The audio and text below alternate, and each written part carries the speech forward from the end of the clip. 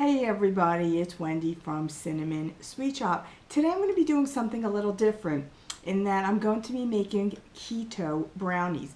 Now, keto is a diet. It's a very low carb diet, and these brownies are great for anybody following the keto diet or for just somebody who wants a low carb brownie.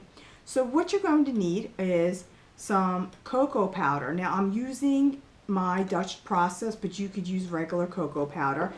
As the sweetener, I'm using a stevia blend.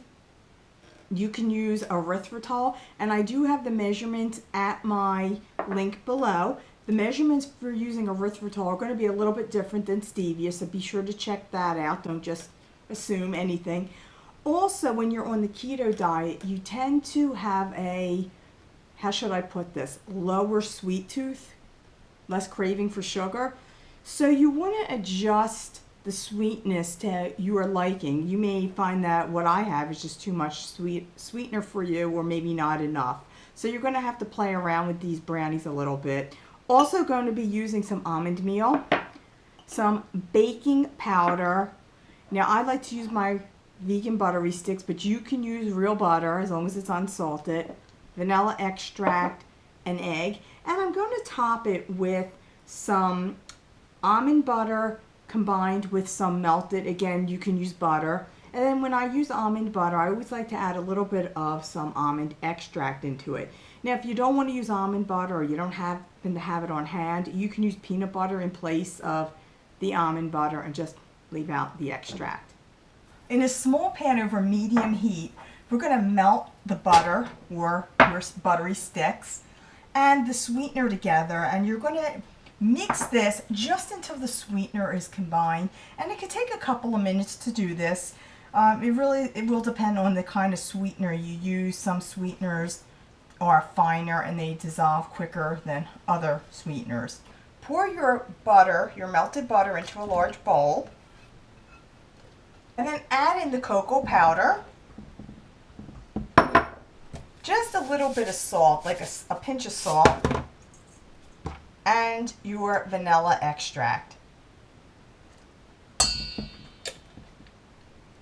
And we're going to mix this real well until combined. You may even want to use a whisk if you find that your mixture gets a little bit lumpy. Then we're going to add in the egg and make sure this is really well combined.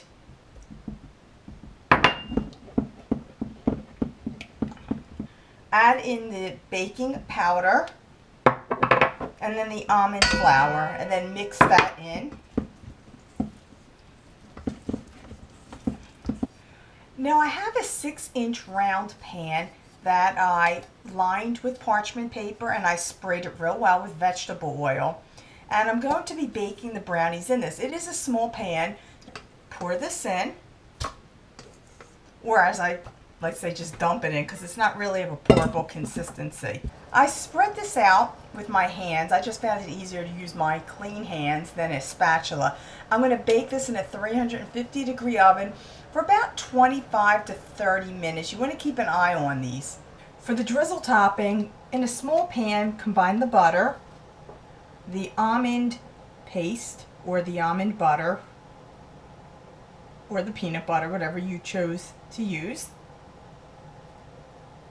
and a little bit of the almond extract, and melt that all together.